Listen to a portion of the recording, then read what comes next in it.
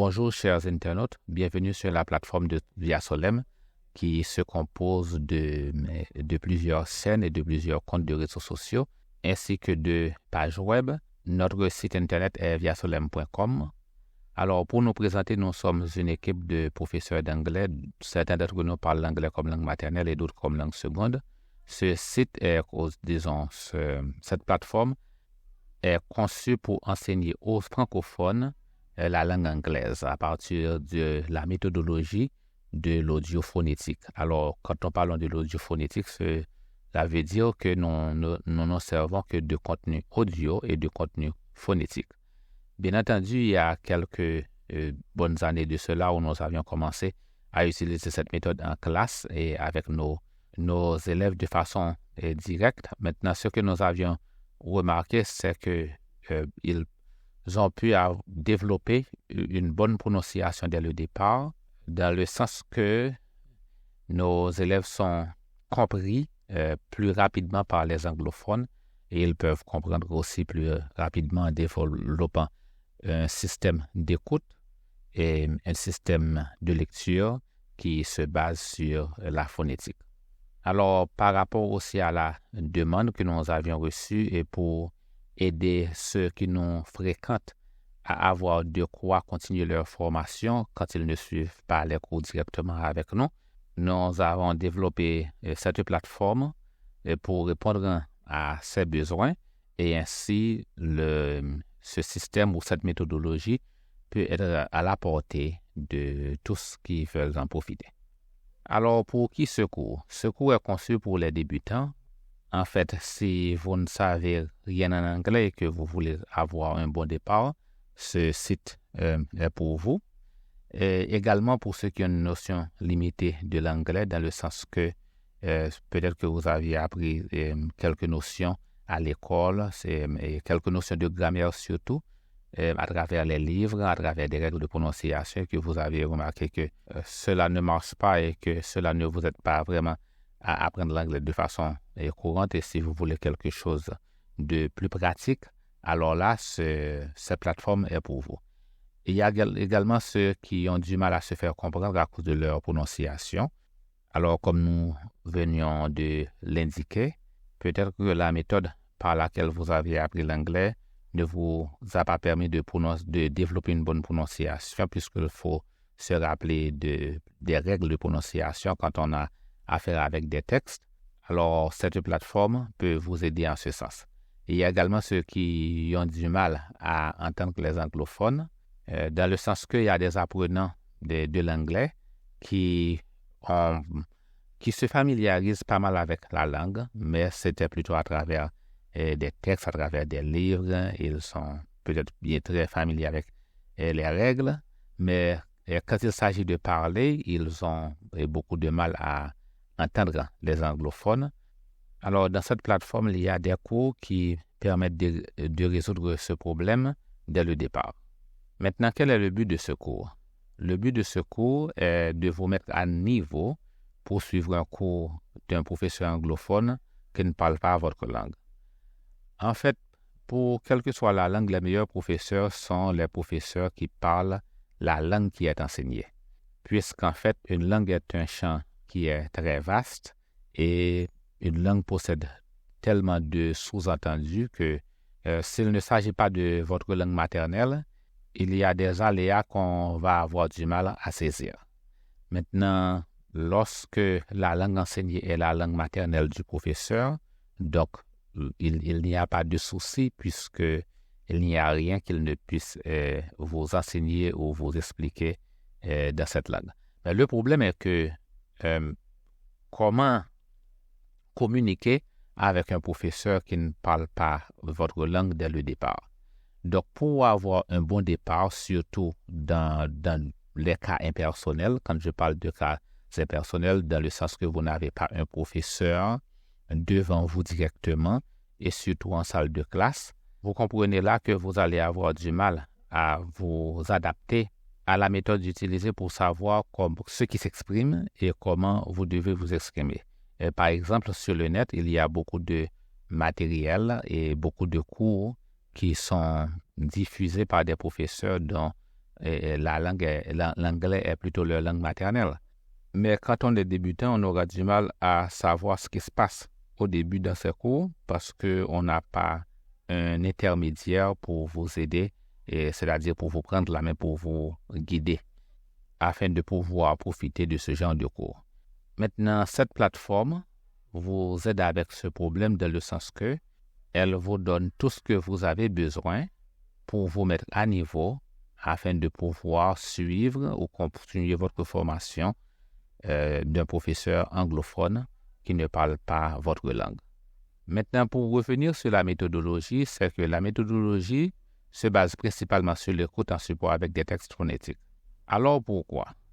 En fait, nous avions développé cette méthodologie en nous basant sur la réalité. Comment un enfant apprend-il une langue? Donc, on comprend qu'une fois que l'enfant est dans le milieu, et surtout lorsque l'enfant est dans le ventre, lorsque le bébé est dans le ventre, maintenant il entend, n'est-ce pas, et la langue parlée est dans son environnement. Une fois que le bébé est né, donc là, il va développer des aptitudes linguistiques qui va lui permettre de s'exprimer pleinement à partir de ce qu'il entend, et c'est-à-dire il ne fait que répéter des choses qu'il a entendues. Donc c'est la même chose quand on change un enfant de milieu. Donc l'enfant n'a pas besoin nécessairement d'aller à l'école pour apprendre la langue. Donc tout ce qu'il a besoin, c'est d'être exposé dans le milieu. Donc en répétant ce qu'il entend, donc va lui permettre de s'expliquer pleinement. Donc ici, on comprend qu'une langue n'est pas un champ académique et ni un champ conventionnel.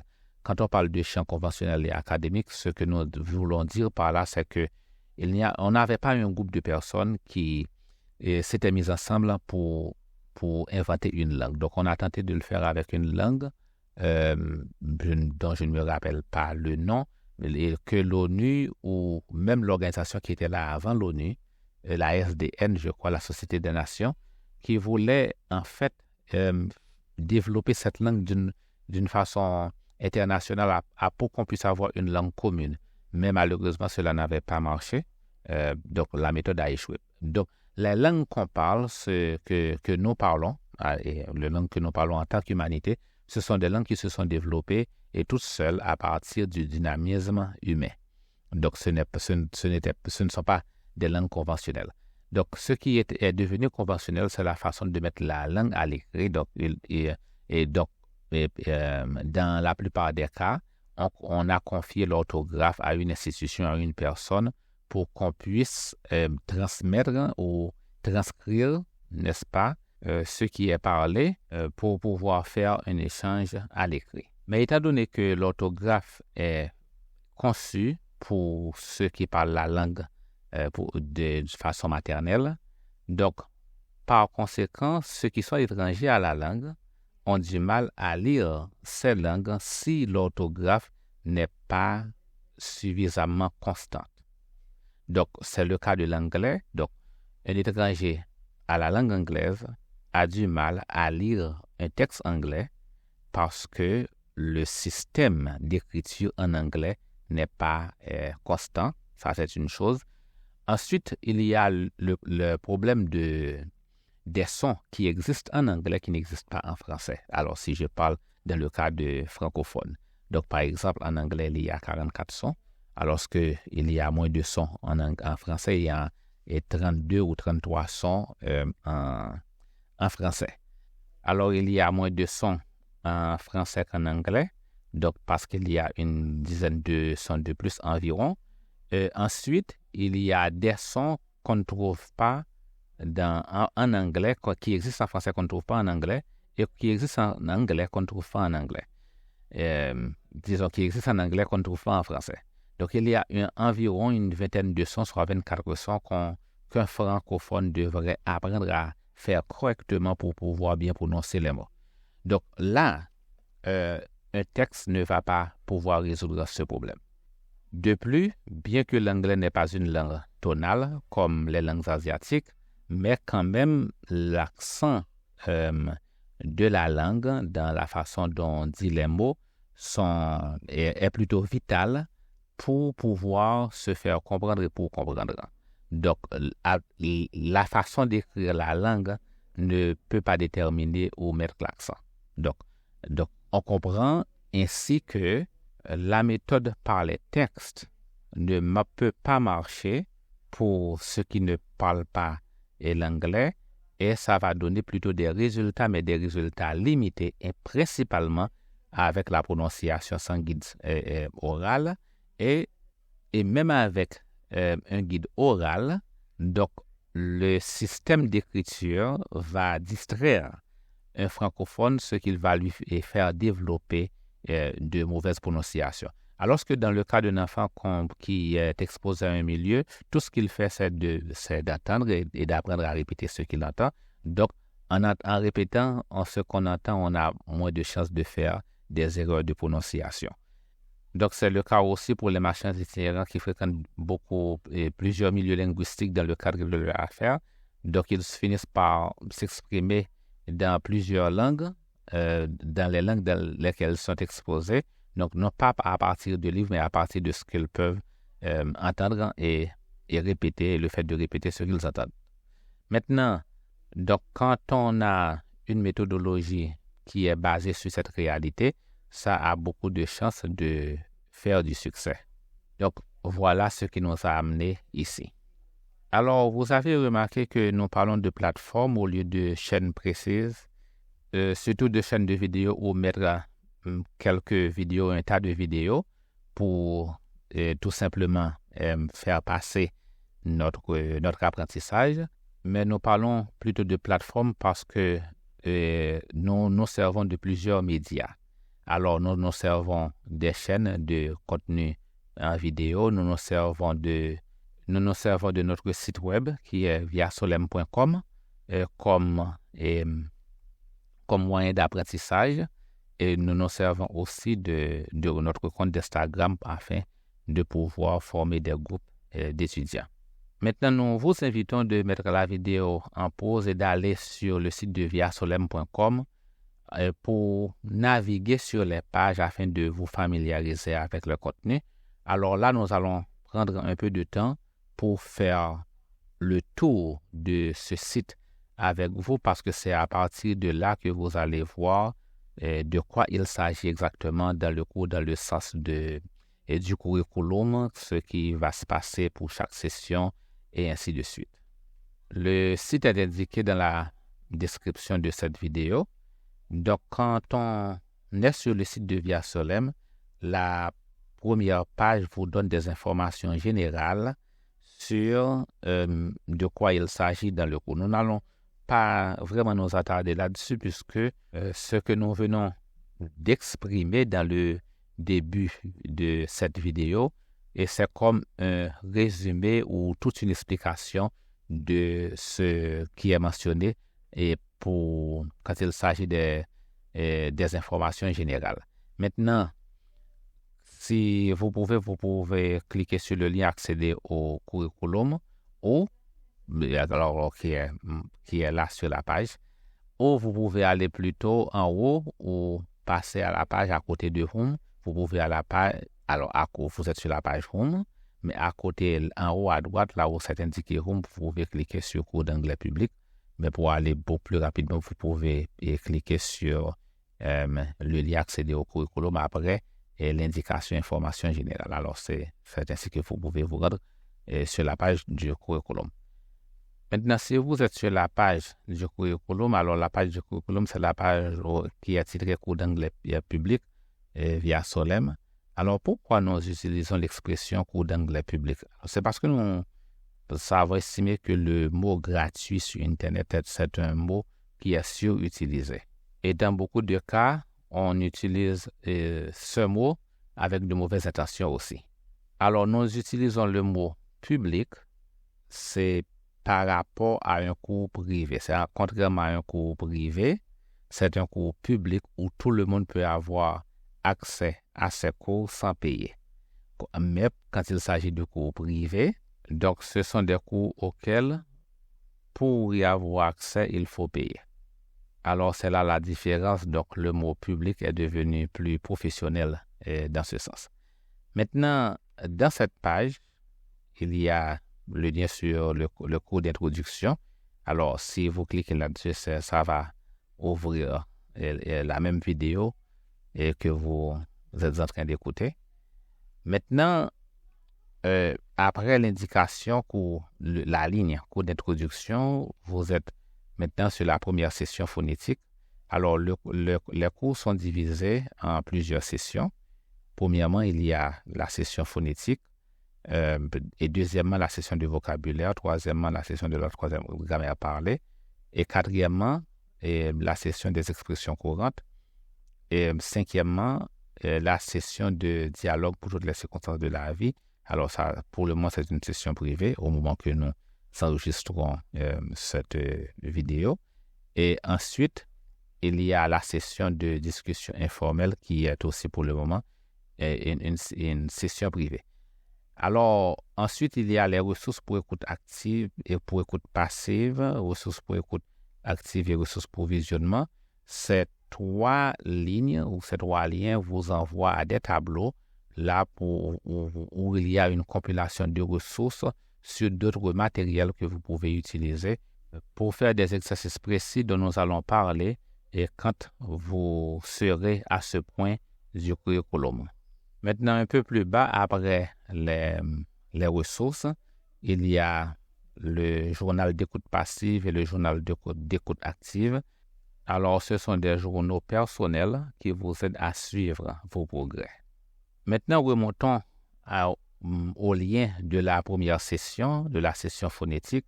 Alors, si vous cliquez sur le lien programme de la session phonétique, ça va vous diriger sur un tableau, le tableau de la première session. Alors, c'est le curriculum de la première session. Ici, vous pouvez mettre la vidéo en pause afin de pouvoir parcourir le contenu. Maintenant, laissons-nous vous expliquer chaque aspect de ce tableau ou de ce curriculum. Donc, ce tableau est le curriculum de la première session. Donc, c'est la session qui se concentre sur la phonétique. Dans la colonne jour, vous allez remarquer qu'il y a plusieurs lignes pour chaque jour. C'est parce que le programme de ce cours est conçu en plusieurs journées. Donc, la première chose que vous aurez à faire, c'est de faire un calendrier, de construire un calendrier, de bâtir un horaire d'études. Dans cet horaire d'études, ce que nous vous encourageons de faire, c'est de consacrer un minimum de 4 jours par semaine pour l'étude de l'anglais. En passant, si vous pouvez prendre des notes, c'est-à-dire tout en écoutant cette vidéo, peut-être que vous pourriez avoir quelque chose à la main pour prendre des notes, ça pourrait vous être utile. Et ainsi, vous pouvez vous y référer quand il s'agit de ce que vous devriez faire pour profiter de ce cours. Alors, comme nous le disions, donc, ce cours est conçu en journée. Alors, les activités sont conçues pour y consacrer 1 heure de temps par jour. Donc, quand nous parlons de journée ou bien quand nous parlons d'1 heure de temps par jour, donc, ça ne veut pas dire que c'est quelque chose que vous devrez faire tous les jours, mais pour les jours dans lesquels vous allez consacrer à l'étude de l'anglais. Donc, c'est-à-dire, donc, lorsque vous consacrez 4 jours par semaine, environ 1 heure de temps par jour, donc ça ferait en fait 4 heures de temps par semaine. Alors, 4 jours par semaine vous permettrait d'avoir une régularité qui vous permettrait de bénéficier de ce cours d'une manière raisonnable. Mais si vous pouvez y consacrer 5 heures ou 6 heures de temps par semaine, en raison d'une semaine par jour, ce serait aussi excellent. Mais si vous n'avez pas de temps et que vous pouvez consacrer 30 minutes par jour, ça vous aiderait aussi, mais vous savez que à partir de ce moment, ce serait 30 minutes et une moitié de journée, n'est-ce pas? Parce que vous n'allez pas pouvoir faire toutes les activités qui sont consacrées pour une journée en 30 minutes. Donc, ainsi, ça vous aiderait à tirer le maximum de profit lorsque vous avez un programme à cet effet. Alors, dans la colonne d'activité, on indique quel type d'activité vous allez faire pour chaque jour. Dans la colonne de contenu, il s'agit plutôt du thème de l'activité, c'est-à-dire ce que vous allez apprendre ou ce que vous allez faire exactement. Et pour ce qui est de la colonne de date, c'est là que vous allez écrire la date à laquelle vous aviez fait l'activité en question. Donc, par conséquent, ce serait bien si vous pouvez imprimer ce programme, donc le curriculum, pour que vous puissiez écrire à chaque fois vous pouvez écrire la date à laquelle vous avez fait l'activité en question. Et ça vous permettrait de suivre votre progrès et faire les ajustements nécessaires. Et également, si vous ne pouvez pas imprimer le curriculum, vous pouvez écrire le curriculum dans un cahier. Alors, ça ne veut pas dire que vous allez écrire tout le curriculum dans un cahier à la fois, tout le curriculum à la fois, mais vous pouvez écrire chaque activité au fur et à mesure que vous avanciez avec le curriculum. Alors là, en parlant d'horaire, vous pouvez aussi rendre votre horaire flexible parce que disons qu'à un moment donné, si vous avez plus de temps à un moment donné, donc vous pouvez y consacrer plus de temps, c'est-à-dire si vous êtes en vacances, par exemple, donc vous savez que vous pouvez y consacrer plus de temps, alors que si vous êtes à l'école ou vous êtes au travail, donc là, vous savez que vous pouvez y consacrer moins de temps. Bien entendu, un peu plus tard, nous allons vous donner quelques suggestions sur la façon de réglementer votre calendrier afin d'attirer le maximum de profit quand il s'agit du contexte ou de l'environnement dans lequel vous allez étudier. Et maintenant, pour poursuivre avec la session phonétique, c'est que au début, il y a des activités et plutôt d'écoute. Alors, il y a trois types d'activités. Ce sont l'écoute passive, l'écoute active et visionnement de vidéos. Bien entendu, il y a des exposés qui vont expliquer chaque aspect de ce cours, c'est-à-dire qui vont expliquer chaque type d'écoute que nous venions de mentionner ici.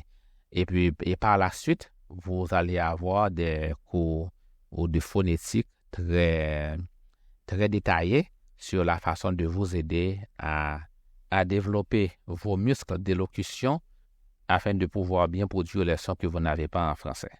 Maintenant, retournons à la page du curriculum, c'est-à-dire la page du cours d'anglais public. Donc, nous allons vous parler maintenant de la deuxième session qui est la session de vocabulaire. Donc, vous pouvez cliquer sur le lien programme de la session de vocabulaire.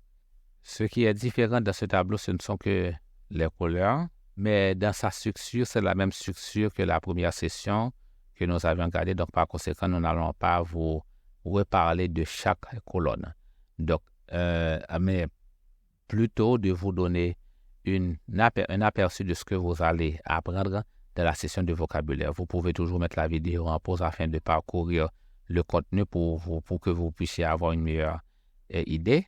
Mais le but de cette session, c'est de vous apprendre les 1000 mots les plus utilisés en anglais. Alors, une fois que vous saurez ces 1000 mots, les 1000 mots les plus utilisés en anglais, ça vous donnerait une bonne base dans laquelle commencer. Parce que remarquez aussi qu'il y a une suite logique dans la façon dont le curriculum est construit. D'abord, vous apprenez à produire les sons. Donc, ensuite, vous apprenez le vocabulaire avec la même méthode audiophonétique, c'est-à-dire vous entendez les mots, vous les répétez, et ensuite, vous allez pouvoir écrire les mots, non seulement apprendre les mots en phonétique, mais les écrire en phonétique avec des dictées phonétiques. Donc, ça vous permettrait de bien prononcer chaque mot que vous allez apprendre, ces 1000 mots-là que vous allez apprendre, ce qui vous donnerait une très bonne base ou un très bon commencement sur l'apprentissage de l'anglais.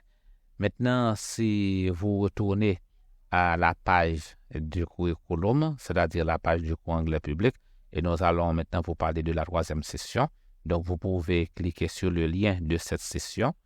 Alors, encore une fois, nous n'allons pas vous parler de la structure du tableau puisqu'il s'agit de la même structure, mais plutôt du but de cette session.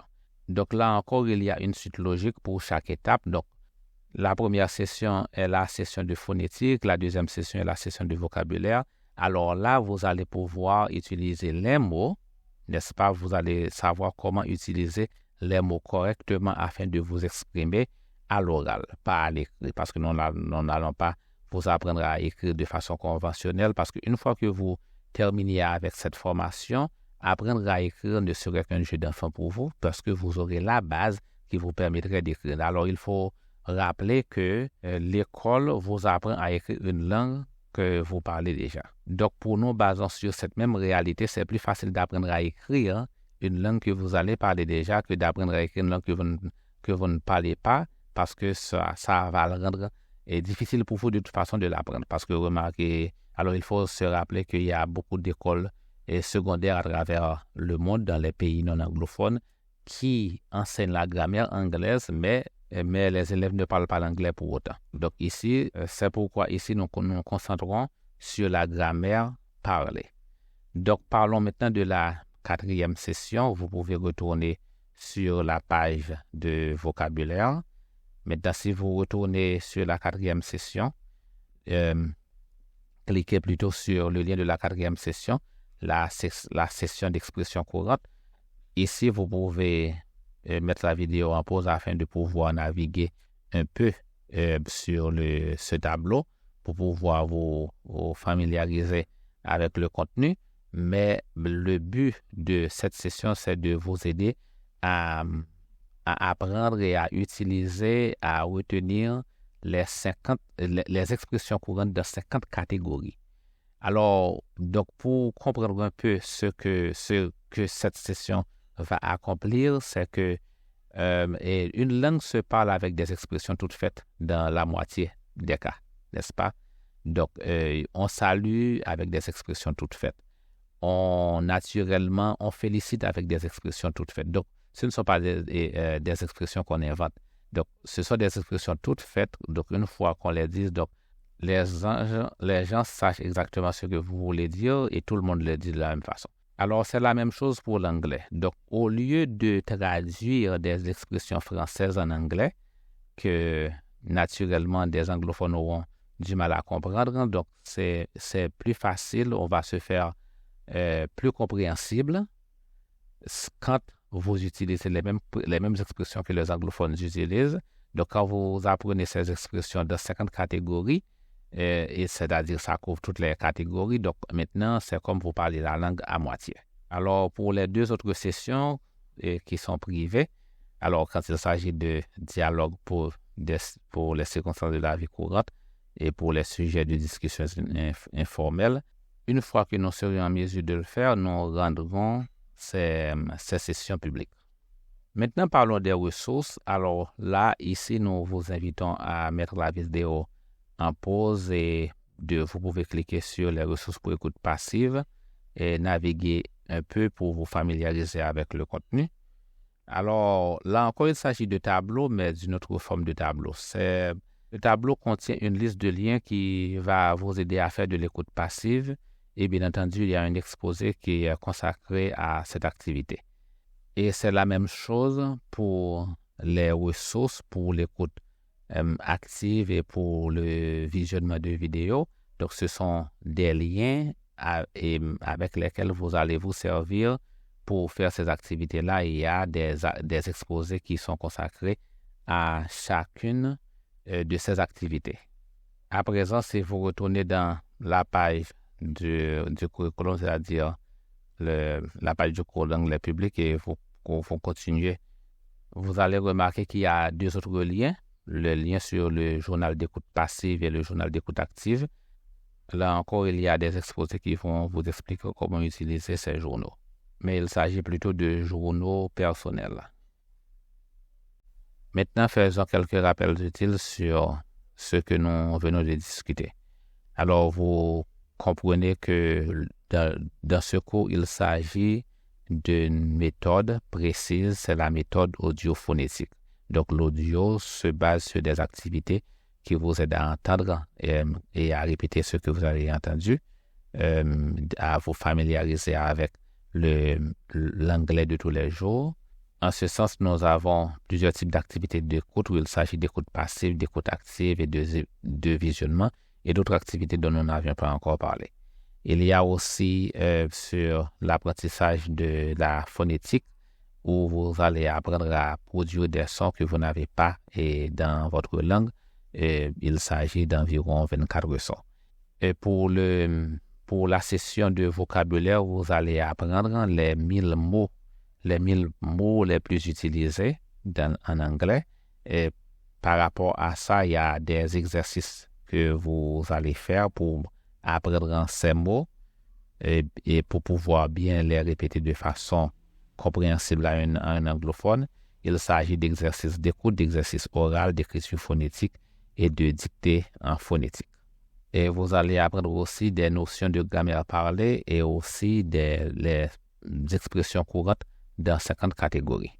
Et aussi, nous avions parlé sur la façon de faire votre calendrier, c'est-à-dire d'essayer de consacrer 1 heure de temps par jour, à 4 jours par semaine au minimum, et 30 minutes par jour si vous manquez du temps, et plus d'une fois par jour si vous avez du temps. Alors, quand nous parlons de plus d'une fois par jour, c'est-à-dire peut-être que vous pouvez consacrer 1 heure de temps au cours de la matinée et 1 heure de temps au cours de l'après-midi, et peut-être 1 heure de temps au cours de la soirée. Et aussi, vous pouvez rendre votre horaire flexible en fonction du temps que vous aurez par moment. Et en maintenant une horaire, vous allez voir comment vous pouvez faire les ajustements nécessaires par rapport au temps que vous disposeriez à des moments précis. Alors, parlons maintenant de la disposition à laquelle étudier afin d'en tirer le maximum de profit. Alors, ce serait bien d'étudier dans un endroit approprié, tel qu'un espace retiré, soit dans votre chambre ou dans un coin retiré, n'est-ce pas? Il faut que vous disposiez des mêmes circonstances que vous disposeriez quand vous êtes à l'école. Et il serait bien d'éviter les distractions. Donc, vous comprenez, si vous consacrez 1 heure de temps pour étudier, donc ce ne serait pas le moment de vérifier vos alertes sur le téléphone, de vérifier les appels et téléphoniques qui ne sont pas nécessaires à moins qu'il s'agisse de cas urgents. Donc, ce serait bien aussi de consacrer toute l'heure à la fois. Donc, si vous consacrez 15 minutes ici et 5 minutes là, etc., ça ne va pas vous aider. Et c'est bien aussi d'éviter d'étudier quand on est en voyage. Par exemple, on est dans un bus et puis et par exemple, quand on fait ces genres de trajets-là, ça ne va pas nécessairement favoriser une bonne concentration de l'étude. Par contre, il y a d'autres activités que vous pouvez faire lorsque vous seriez dans ce genre de circonstances. Alors, naturellement, ça va dépendre de l'activité, mais il y a des activités que nous n'encourageons pas de faire quand on est en transport public ou quand on est en public. Donc, de se retirer dans les coins privés pour étudier, ce serait beaucoup plus profitable. Alors, il faut éviter aussi d'étudier au moment où vous êtes le plus fatigué. Par exemple, si vous venez du travail, c'est surtout après avoir fait des activités physiques, après un voyage turbulent, être pris dans les fatigues, et ainsi de suite. Donc, vous comprenez à ce moment-là, quand vous vous assuriez pour étudier, qu'est-ce qui va arriver, donc on peut naturellement tomber en sommeil. Alors, ce serait mieux de vous reposer d'abord afin d'avoir l'esprit assez vif pour étudier. Peut-être que cela vous demanderait de vous reposer avant et d'étudier au cours de la nuit si c'est ce qui va vous aider à en tirer le maximum de profit.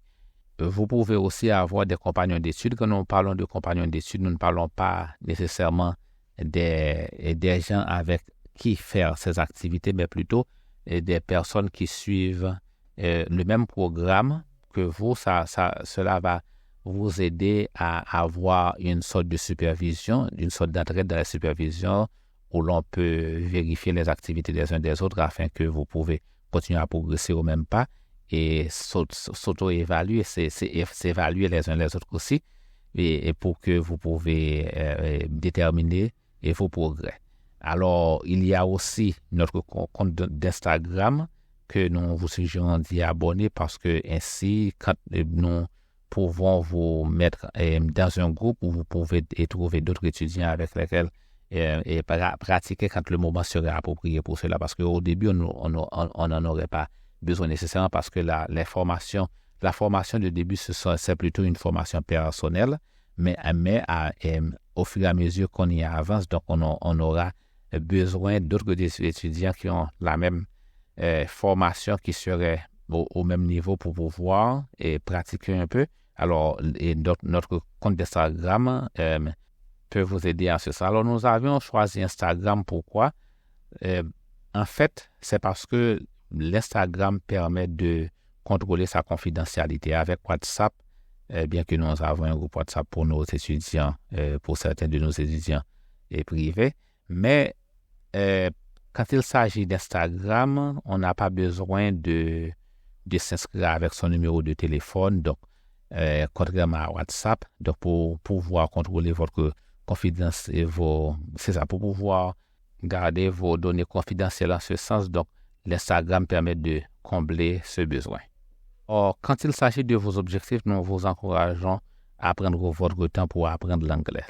Une langue, ce n'est pas comme c'est comme plutôt la musique ou le sport. Ce n'est pas quelque chose qu'on peut apprendre à la va-vite et produire de bons résultats. Ça prend du temps pour apprendre la musique et beaucoup de pratique.